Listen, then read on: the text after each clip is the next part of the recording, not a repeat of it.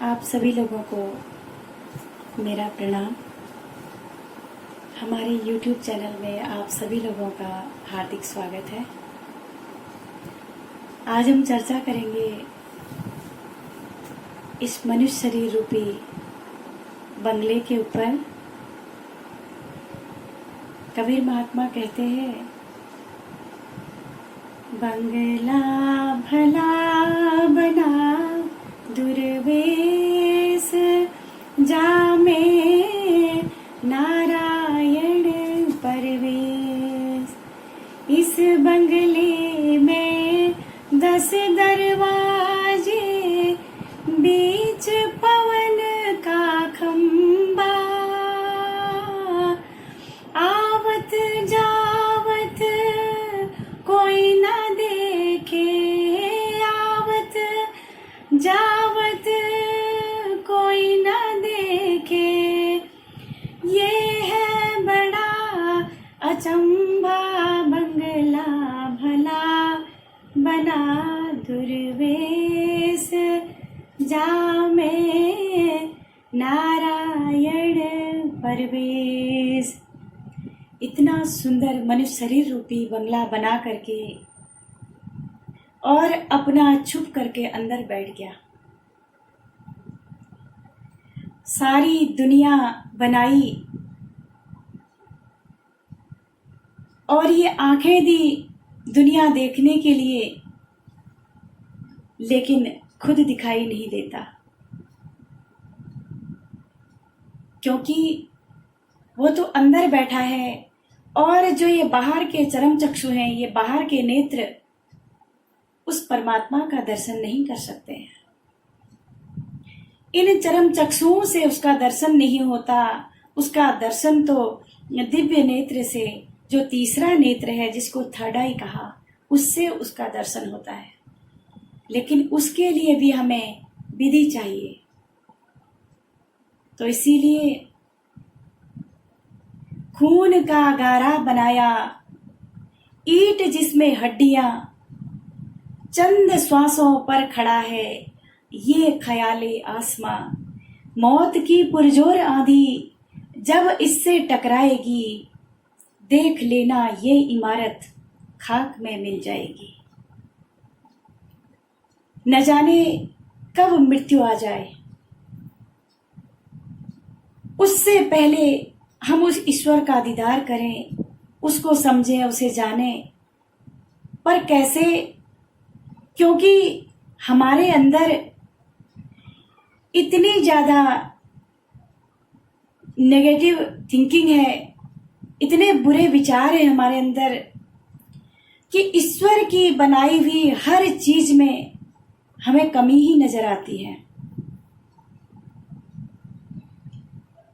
जो मिला है उसमें धन्यवाद नहीं है, जो दूसरे को मिला है वहां नजर है। उससे दुख होता है कि उसे इतना दे दिया और मुझे नहीं दिया। भगवान को तो अकल ही नहीं है। अभी तो मेरे बच्चे छोटे थे, मुझे बीमार कर दिया, और अभी तो मैंने दुनिया में बहुत कुछ करना था, अब मेरा जाने का टाइम आ गया। ये नहीं होना चाहिए, वो नहीं होना चाहिए। भगवान के लिए बहुत सारी चीजें मनुष्य के मन में आती हैं, और कंप्लेनों से भरा हुआ है, वो शिकायतों से भरा हुआ है। बहुत बड़ा शिकायतों का पोटला है उसके सिर में, और सारी शिकायतें भगवान से हैं।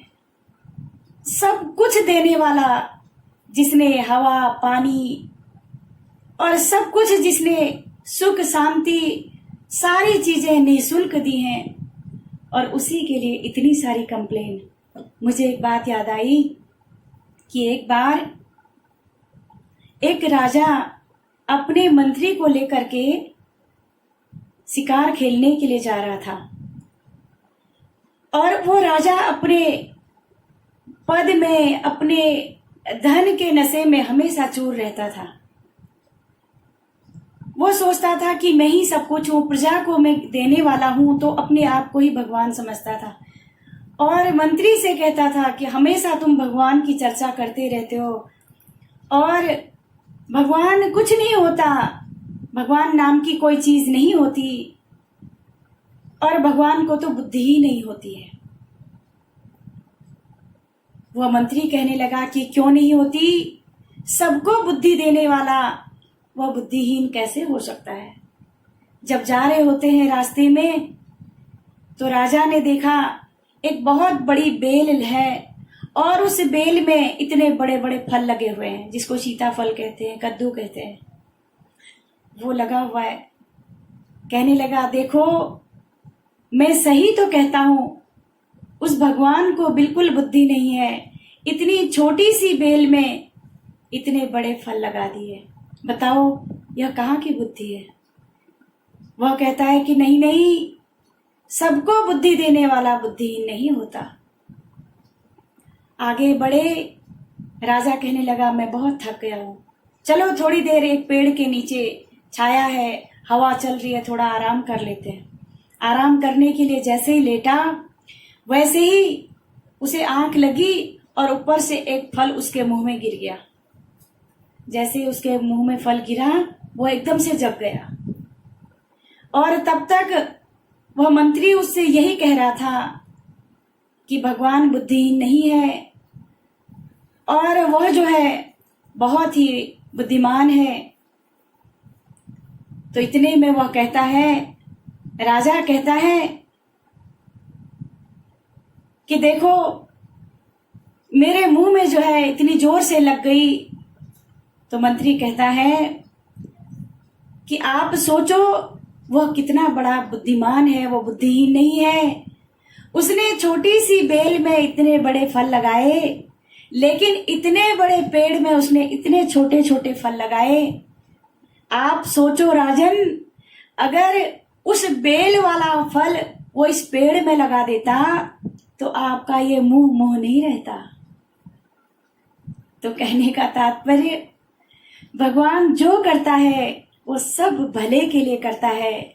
हमें थोड़ी देर के लिए ऐसा लगता है, जो भी हमारे जीवन में घटना घटती है, हमें ऐसा लगता है कि ऐसा नहीं होना चाहिए था, वैसा नहीं होना चाहिए था, लेकिन भगवान जो करते हैं वो सब भले के लिए करते हैं।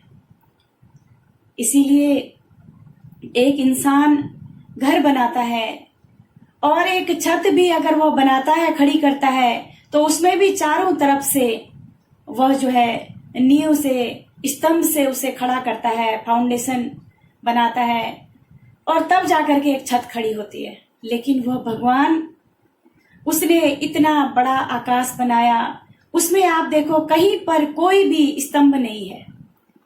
किसमें खड़ा है? सारा ब्रह्मांड, सारा सोलर सिस्टम किसमें खड़ा है? शब्द में। शब्द ही धरती, शब्द ही आकाश, शब्द ही शब्द भयो प्रकाश, सगली सृष्टि शब्द के पाछे, नानक शब्द घटा घट आचे। कहने का तात्पर्य, वो शब्द ही परमात्मा है, वो शब्द हमारे श्वासों के अंदर है। उसको समझना है, तब हमें समझ में आएगा कि भगवान क्या चीज है। वह बुद्धिहीन है और हम नित्य प्रति तो गाते हैं कि बुद्धिहीन तनु जान के सुमिरो पवन कुमार, बल बुद्धि विद्या देव मोहि हरहु कलेश विकार। कि मुझे बुद्धिहीन समझ करके प्रभु मेरे विकारों को आप दूर करना। अगर आपको कोई परिवार का या कोई दूसरा व्यक्ति अगर बुद्धिहीन कह दे कि तेरे में कुमति है कह दे, तो हम उसे मारने दौड़ेंगे। लेकिन रोज भगवान के आगे या तो झूठ बोलते होंगे, भगवान के आगे रोज गाते हैं, तुम हो एक अगोचर सबके प्राणपति, किस विधि मिलो दयामय तुमको मैं कुमति। खुद को कुमति कहता है, उस समय कुछ नहीं होता। अगर दूसरे ने कुमति कह दी तो उसे क्रोध आता है। कहने का तात्पर्य, उस कुमति को, सुमति और कुमति सबके अंदर रहती है। कुमति सुमति सबके उर रहही, नाथ पुराण निगम अस कहही। पर जहां सुमति तहां संपत्ति नाना, जहां कुमति तहां विपत्ति निदाना। जहां सुमति होती है वहां दुनिया भर की संपत्ति होती है, मां लक्ष्मी का वास होता है, और जहां कुमति होती है वो शमशान होता है।